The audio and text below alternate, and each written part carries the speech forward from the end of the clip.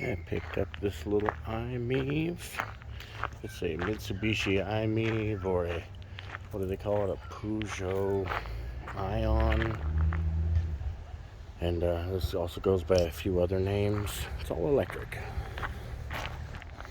Well, I picked it up really cheap. Let's say under $1,000. But I'm taking a chance on it because it doesn't run.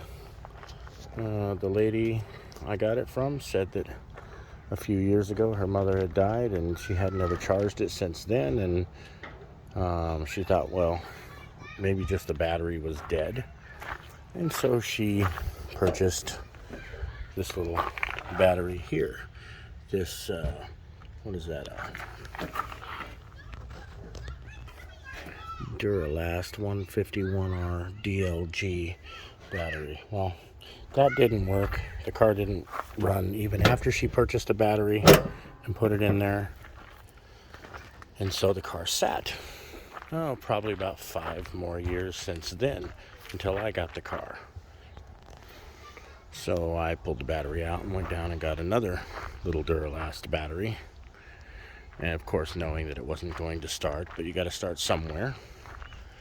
And she also said that the main battery for the electric car was completely dead. And that's a scary thought because I never heard of a lithium battery going completely dead. So now I'm trying to figure out why the big battery would be dead. And I tried a few things. I tried going under the motors in the back and doing some tests to see how dead it was. Here's the back. And the motor is up under here, under this panel. And, well, the electronics are here. The motor's down. Those 3 orange wires on the left go down to the motor. Those 2 orange wires on the right, I thought came directly from the battery to this controller. But now I don't think so.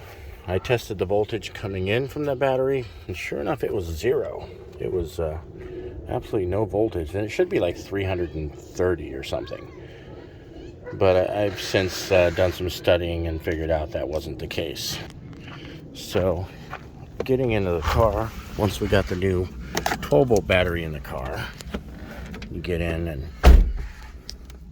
put the key in the ignition,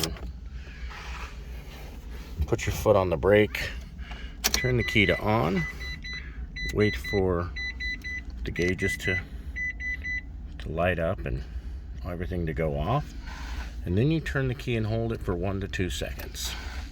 The stereo went black, and yeah, nothing really changes. But if you look over here, you'll see there's power there. There's about, I don't know, 1/4 of a tank or something, right? It's those 5 bars. So there's power here. But you put the car in gear and nothing happens. I do hear some buzzing or something going on down underneath me, but I'm not sure what all that is. But if you look on the dash, I've got the doors open, the seatbelt's not on. What is this yellow one? That's an interesting one. And this battery one says that the 12-volt battery is not working or dead. That is the indicator, I believe, right there, telling us what's wrong with the car, because we just stuck a brand new battery in it today. And as you can see, it's lighting up, but it's not going anywhere. It's not doing anything. And additionally, the brake light is on, and I'm not sure about that one or why that's on. If you go over here to this little gauge here, you press the button and you scroll through. Oops, hit the wipers.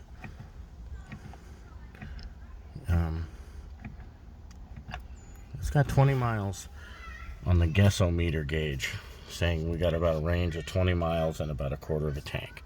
That sounds about right. So this battery is not dead, although this car has been sitting, if you asked me, I'd say close to 10 years.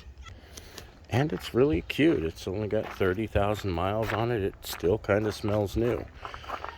So after some research, I learned that the DC to DC converter, this thing here, has something wrong with it, because the big battery is supposed to charge the 12-volt battery, and that converts the DC 330 volts to 12 volts. And without the 12 volts, there are safety protocols that won't let you charge the car. So you can't plug in the charger doesn't work. You can't put it, you put it in gear, but it doesn't move. The car just won't engage until you fix that. Well, I watched the YouTube video today, and there's a guy on there that took this out, opened it up, soldered 50 cents worth of electronics on it, and fixed it. Wow, that would be great. So I guess that's my next adventure, is to pull this out carefully, of course, and